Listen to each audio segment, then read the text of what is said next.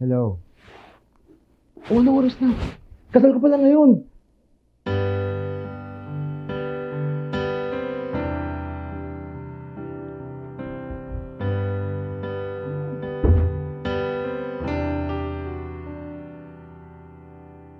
I am a believer of manifesting and consistent prayers. I have been praying the same prayers for as long as I can remember. Let me share with you a part of my spiritual conversations. Lord, please bless me with a man who loves himself before me. For those who know me well, I know you can vouch for that. I am really praying for a man who doesn't love just me, but himself first. I adore a man who works hard to build his own identity and fulfillment. The man who won't offer the sun, moon, and stars, but rather a man who holds an overflowing cup, so we can both indulge in the love that is ready for sharing, for giving, and for promising. Dito ka lang sa tabi ko, walang iwanan, sapat na ang ikaw at ako. Gusto ko sa isang lalaki yung confidence sa sarili niya. Ayoko yung nai-intimidate kasi I don't own what people say about me. Ang importante sa akin yung tao at saka yung lalaki na marunong magtiwala sa sarili niya. Hindi mako-conscious, saka yung may tiwala din sa partner niya. Siya yun.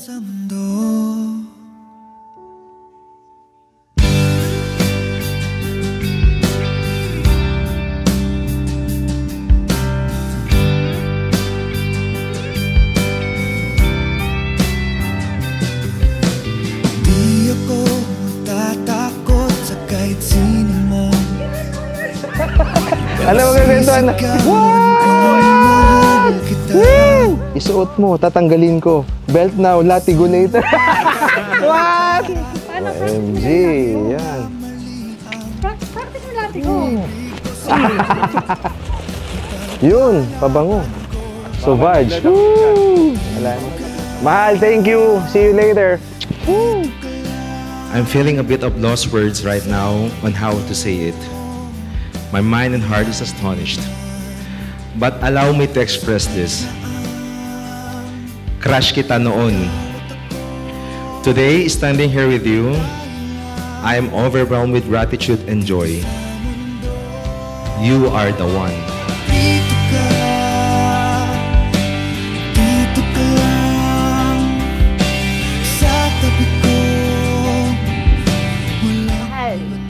Alam mo na yun, sobrang mahal nung nagastos mo, kaya huwag ka magloloko. Lagot ka sa akin. Mahal, alam mo na yun, mahal kita since day one. Hindi ako aabot dito. Hindi ka rin aabot dito kung hindi natin mahal yung isa't isa. Sobrang daming pumigil, sobrang daming hindi naniwala. Pero sino ba sila? Tayo lang naman dapat yung mahalaga. I love you every day. Pagkumpas ng iyong kamay, aking landas ginagabay. Isang mahal ko, please take this gift as a sign of my love and gratitude for you. I know for sure that you will like this one because they are your favorites. See you my beautiful wife. Okay. Sorry for my penmanship. Hindi ko nga maintindihan, di ba? Thank you, mahal. Oh, sorry sa plancha. Oh my G, my favorite. Yes, allure. Lipstick. Hanapin kita.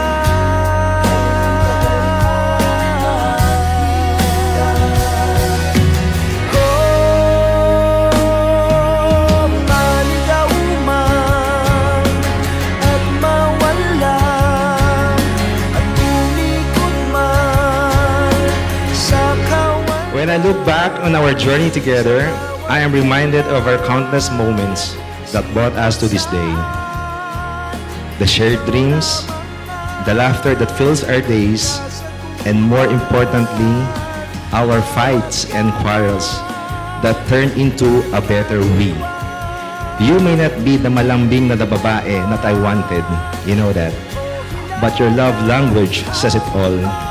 Your act of service in showing the love that I deserve and need encompass everything what I need to know about a relationship. With you, I have found a home, a safe place where I can be my true self.